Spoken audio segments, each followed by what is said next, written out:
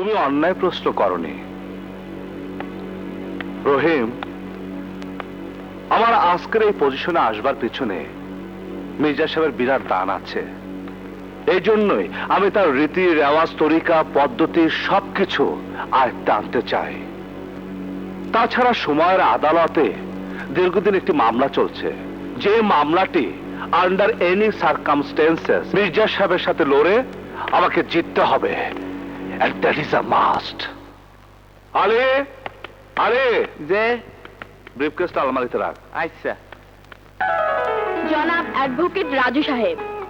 Yes yes milord. Milord, your honour, আদালত, মামলা, সাক্ষী, প্রমাণ, জেরা, এছাড়া কি আপনার আর কিছু মনে থাকে উকিল সাহেব? ইয়েস মিলর্ড, আমার সব সময় মনে থাকে যে আমার একটি টুনটুনি পাখির মতো, না না মনিয়া পাখির মতো ছোট্ট একটা বোন আছে, নাম আশামণি, যে আমাকে সময় মতো সব কিছু মনে করিয়ে দেয় এবং অল্প অভিমানেই নাক ফুলায়। ভাইয়া, ক্রসিং এ হেরে গেলি তো? মোটেই না মিস্টার প্রসিকিউটর। আদালত আপনাকে হুকুম দিচ্ছে, চোখ বন্ধ করুন। Yes your honour.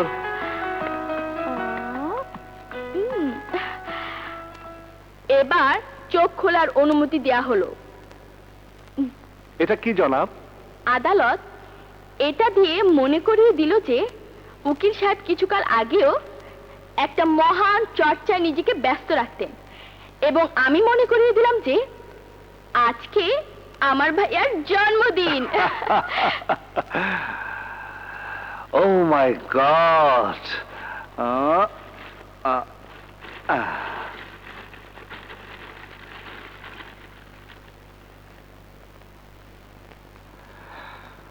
এক্সিলেন্ট।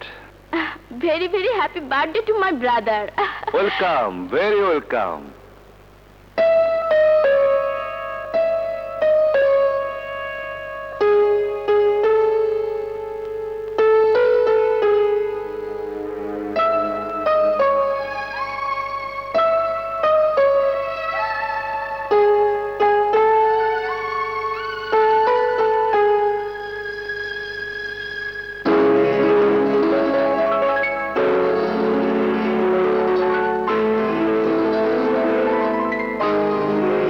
ভাইয়া, তোমাকে দুঃখের দিন মনে করিয়ে দেবার জন্য এটা আমি প্রেজেন্ট করিনি। আই এম সরি ভাইয়া। পাগলে, মনে তো করে দিতে হয় সেই জিনিস যা মানুষ ভুলে যায়।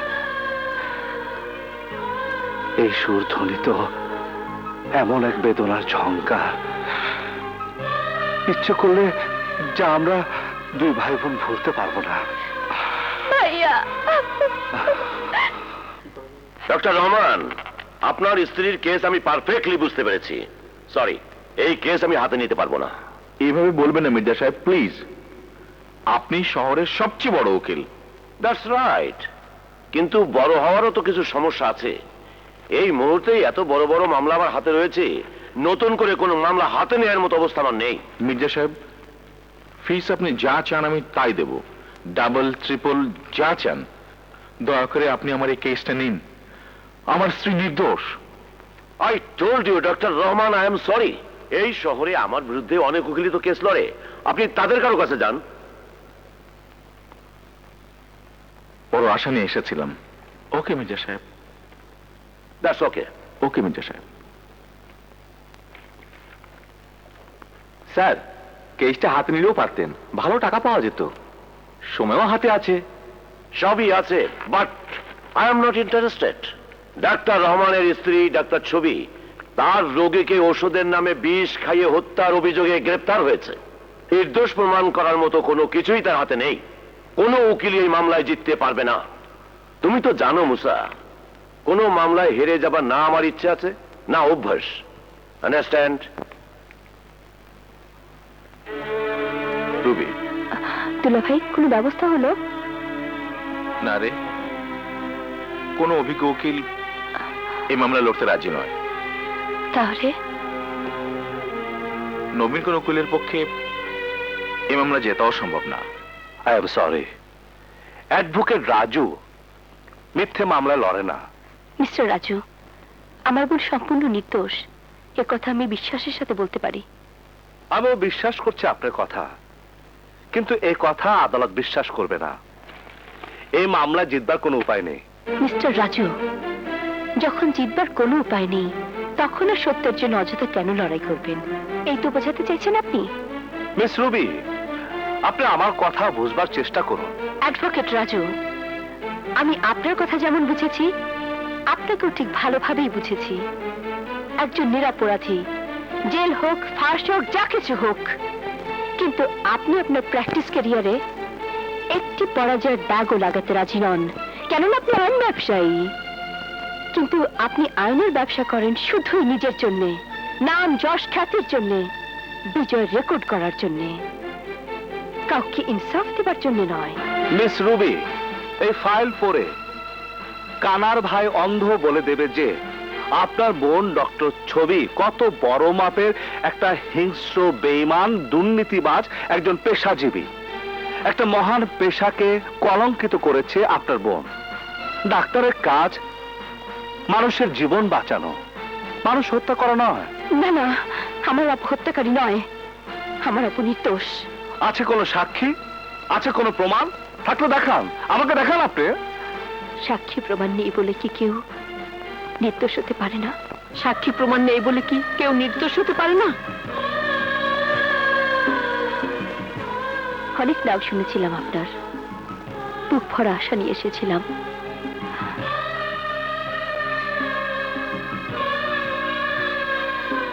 কিন্তু যাবার সময় এটুকু বলা যায় আপনার সঙ্গে কথা বলে কেউ খুশি হয়েছে, এ কথা কেবল একজন মিথ্যেবাদী বলতে পারবে।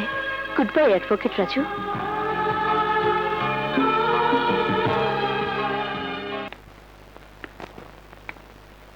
ডক্টর ছবি, আমি আপনার উকিল অ্যাডভোকেট রাজু। আপনার বিরুদ্ধে অভিযোগ আপনি রোগীকে ওষুধের পরিবর্তে বিষ খাইয়েছেন, কিন্তু আমার বিশ্বাস আপনি বিষ খাওয়াননি। আচ্ছা, কি হয়েছিল ওই দিন, ঘটনাটা খুলে বলুন তো। ওই দিন আমার স্বামী একটা মেডিকেল বোর্ড মিটিং করার জন্য পাবনা গিয়েছিলেন। বাসায় আমি একা ছিলাম।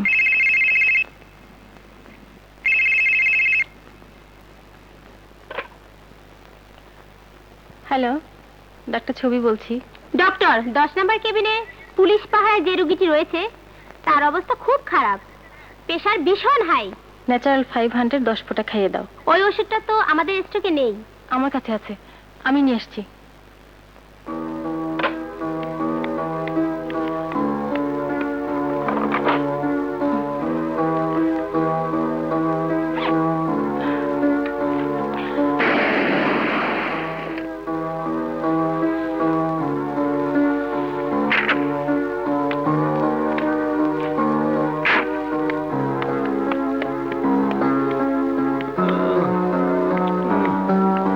ডক্টর মামুন কোথায়? এখনো আসেননি। ঠিক আছে, আমি দেখছি।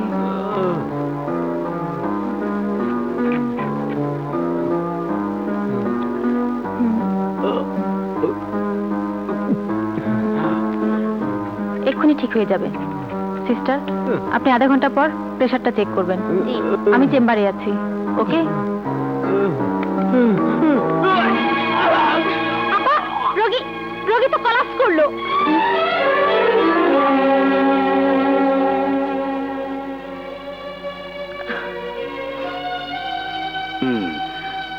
আমি যা যা বললাম সব সত্যি। ওষুধের পেটেন্টে বিষ কেমন করে এলো আমি কিছু জানি না। ডক্টর ছবি, আপনাকে নির্দোষ প্রমাণ করতে পারবো কিনা জানি না, কিন্তু আমার চেষ্টা কোনো ত্রুটি থাকবে না। আমি আবারও আসবো। চলে।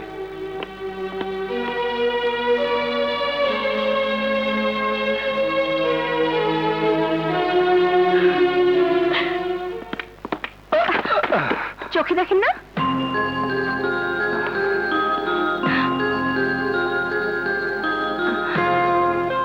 আপনি? মাঝে মাঝে মানুষ চোখ থাকতেও অন্ধ হয়, সত্য মিথ্যা কিছু দেখতে পারে না। সরি। মির্জা সাহেব, নাসির মির্জা যে কেস হাতে নেয় না, সেই কেসের ভাগ্য কি হবে হাকিমও তা আগাম বুঝে ফেলে। এই মামলা থেকে ডাক্তার ছবির রেহাই নেই। কিন্তু মির্জা সাহেব, কোন ক্রমে যদি ডক্টর ছবি রেহাই পায়, তাহলে ইনুস মোল্লার হত্যার অভিযোগে প্রথম সন্দেহের তালিকায় পড়বে আমার ছেলে। সে তো পরের ব্যাপার, তার আগে বেয়ারা মামলায় নবীন উকিলদের ঘাম তো ঝরতে দিন। দেখো বাবা রাজা, তোমার বাবা আমার পুরনো বন্ধু, সেই হিসেবে তুমি আমার ছেলের মতো। উকিল হিসেবে নয়, আঙ্কেল হিসেবে বলো তো, ডাক্তার ছবির ওষুধের শিশিতে বিষটা এলো কেমন করে? আঙ্কেল, ওষুধের শিশি আমি বদলে দিয়েছি। ইউনুস মোল্লা আমাদের জন্য হুমকি হয়ে দাঁড়িয়েছিল। পুলিশ ওর জবানবন্দির জন্য অপেক্ষা করছিল। সেদিন আমি হাসপাতালে ড্রাইভার বেশে উপস্থিত ছিলাম।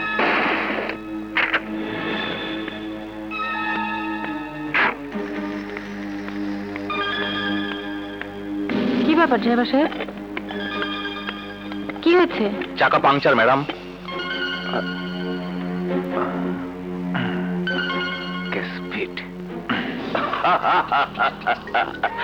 ভাতিজা, তুমি তো উকিলি প্যাস মেরেই কাজটা করেছো।